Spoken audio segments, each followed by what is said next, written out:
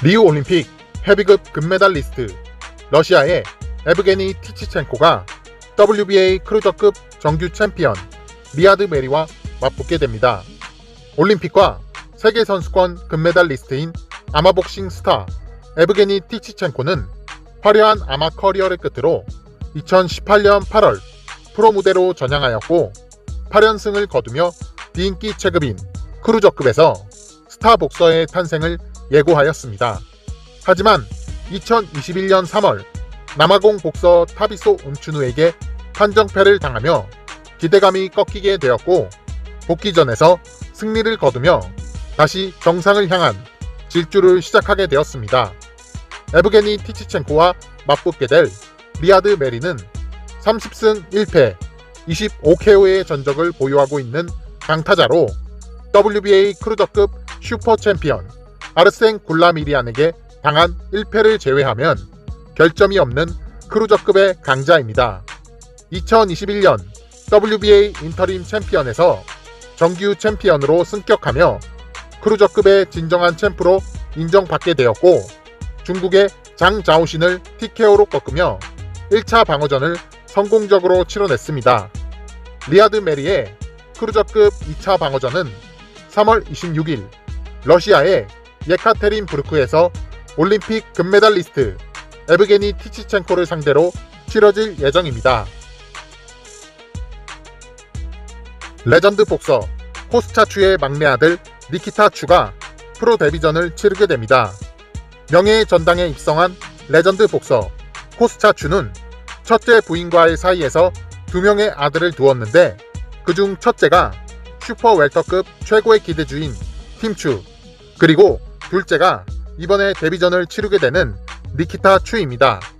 니키타 추는 아버지와 형의 유명세에 힘입어 프로 데뷔전부터 메인 이벤트에 오르게 될 예정입니다.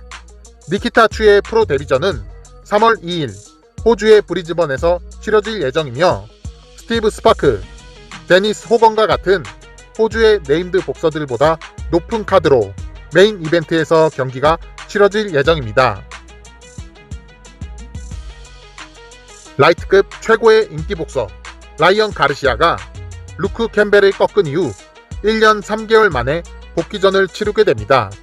상대는 가나 출신의 복서 엠마뉴엘 타고입니다. 라이언 가르시아는 2021년 1월 올림픽 금메달리스트 루크 캠벨을 강력한 바디샷으로 쓰러뜨리며 화려하게 한 해를 시작했지만 하비에르 포르트나와의 대결을 앞두고 정신적인 문제를 호소하며 경기를 취소하였고 조셉 디아즈 주니어와의 대결을 앞두고 주먹 부상을 호소하며 두 번째 경기를 취소하게 되었습니다. 라이언 가르시아는 이렇게 허무하게 2021년을 날려버리며 복싱 팬들에게 SNS 복서라는 비난을 받게 되었고 2022년에는 챔피언의 자리에 오르겠다는 각오를 보이며 화려한 복귀전을 예고하였습니다. 라이언 가르시아의 상대는 32승 1패 15KO의 전적을 보유한 가나 국적의 복서 엠마뉴엘 타고입니다. 전혀 알려지지 않은 무명의 복서라 실망감을 가질 수 있겠지만 이 경기는 WBA, IBF, WBO 라이트급 통합 챔피언 조지 캄보소스와의 대결을 위한 워밍업 경기인 것으로 예측되고 있습니다. 라이언 가르시아와 엠마뉴엘 타고의 라이트급 경기는 캄보소스의 프로모션인 디벨라 엔터테인먼트에서 주최하게 될 예정이고 이 대결에서 가르시아가 승리를 거둔다면 다음 대결은 조지 캄보소스와의 라이트급 통합 타이틀전을 디벨라 엔터테인먼트에서 추진할 것이라는 큰 그림이 그려져 있습니다. 2022년에는 라이언 가르시아가 화려한 비상을 할 수 있을지 이 경기를 통해 지켜보도록 하겠습니다. 라이언 가르시아와 엠마뉴엘 타고의 대결은 4월 9일 미국 샌안토니오에서 벌어지게 됩니다.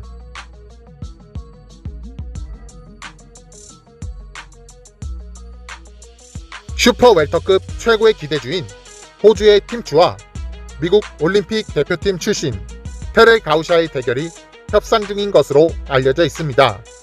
팀추는 레전드 복서 코스차추의 아들로 전 WBO 웰터급 챔피언 제프 홍과 보인 모건, 데니스 호건, 스티브 스파크 등의 호주의 강자들을 쓰러뜨리며 호주 최고의 복서로 떠오르게 되었고, 일본 중량급 스타 이노우에 타케시마저 꺾으며 슈퍼 웰터급 최고의 기대주로 인정받게 되었습니다. 팀추는 20승 15KO 무패 전적을 이어나가며 WBO 슈퍼 웰터급 챔피언 브라이언 카스타뇨의 의무 도전자로 지정받게 되었고, 3월 19일에 열릴 예정인 저멜 찰러와 브라이언 카스타뇨의 4대 기구 통합 타이틀전 코메인 이벤트에서 테렐 가우샤와 맞붙게 될 거라는 소식이 전해졌습니다. 팀추가 이 대결에서 승리를 거둔다면 저멜 찰러와 브라이언 카스타뇨의 통합 타이틀전 승자와 싸울 것이 유력할 것으로 예상되고 있습니다. 팀추와 맞붙게 될 테렐 가우샤는 20연승을 달리며 절정의 기량을 뽐냈지만 에리스란디 라라와 에릭슨 루빈에게 패하며 기대감이 꺾인 선수가 되었습니다. 팀추와 테렐 가우샤의 대결은 현재 협상 진행 중인 단계인 것으로 알려져 있고, 이 대결이 성사된다면 3월 19일 저멜 찰로와 브라이언 카스타뇨의 4대 기구 통합 타이틀전 코메인 이벤트에서 싸우게 될 전망입니다.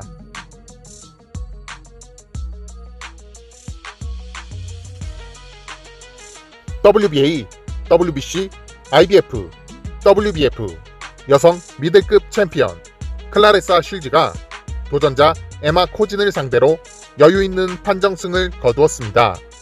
클라레사 쉴즈는 한 차원 빠른 스피드를 보여주며 모든 라운드를 리드하였고 낙승을 거두었습니다.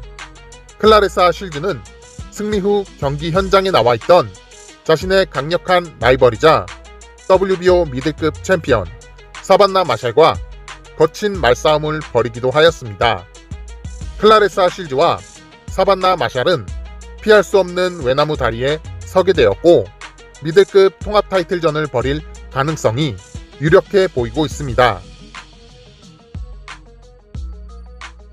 미들급의 강자 크리스 유뱅크 주니어가 강적 리암 윌리엄스에게 4번의 다운을 뺏어내며 심판 전원일치 판정승을 거두었습니다. 크리스 유뱅크 주니어는 1라운드, 2라운드, 4라운드, 11라운드에 리암 윌리엄스를 다운시켰고 완벽하게 경기를 지배하며 승리를 거두었습니다. 크리스 유뱅크 주니어는 미들급에서 WBA 1위, WBC 3위에 랭크되며 타이틀전이 유력한 위치에 서게 되었습니다. 슈퍼플라이급의 초신성 제시 로드리게스가 전 세계 챔피언 카를로스 콰드라스를 판정으로 꺾고 WBC 슈퍼플라이급 정규 챔피언의 자리에 올랐습니다. 스리사켓 룽비 사이에 코로나 바이러스 감염으로 인해 대체 선수로 투입되었던 제시 로드리게스는 개딱지처럼 단단한 하이가드로 콰드라스의 공격을 막아냈고 사우스포 스탠스에서 나오는 빠른 앞손 잽으로 콰드라스의 리듬을 끊어놨습니다. 그리고 특유의 사각을 잡는 순간이동 스텝으로 공격에 유리한 각도를 만들어내며 기가 막힌 연타를 꽂아 넣으면서 전 챔피언을 상대로 수준 높은 복싱을 선보였습니다.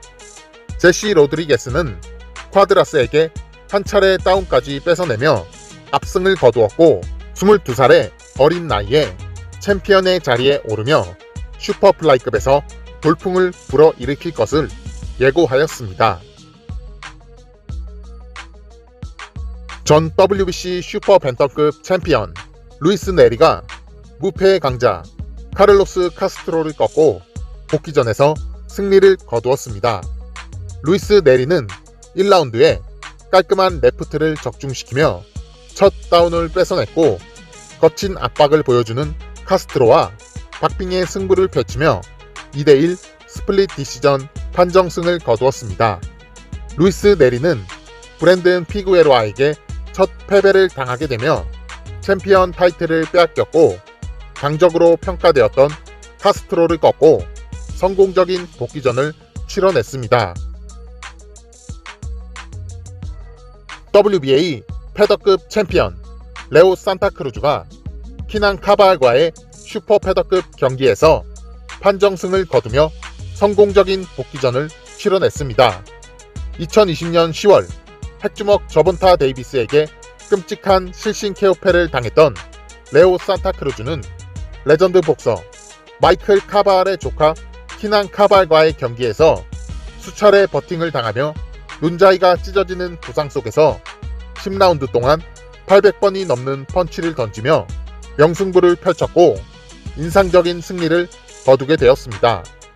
레오 산타크루즈는 경기 후 인터뷰에서 자신의 오랜 라이벌이었던 게리 러셀 주니어를 꺾은 마크 막사요를 지목하며 패더급으로 돌아가 다른 기구의 챔피언들과 통합 타이틀전을 벌이겠다고 하였습니다. 전 WBA 웰터급 챔피언 키스 서먼이 매니 파키아오에게 패배한 이후 2년 5개월 만에 복귀전에서 마리오 바리오스를 꺾고 성공적인 컴백을 하게 되었습니다. 키스 서먼은 긴 공백이 무색할 만큼 괜찮은 컨디션을 보여주었고 볼륨감 있는 인앤아웃을 하며 효과적인 공격을 적중시켰고 경기를 리드해 나갔습니다. 마리오 바리오스는 경기 후반 서먼의 약점인 바디를 집중 공략하며 역전을 노려보았지만 역부족이었습니다. 키스 서먼은 승리 후 인터뷰에서 웰터급에 다시 돌아와서 기쁘다. 나는 웰터급의 모든 유명 인사들과 싸울 준비가 되어 있다. 라고 얘기하며 승리를 자축하였습니다.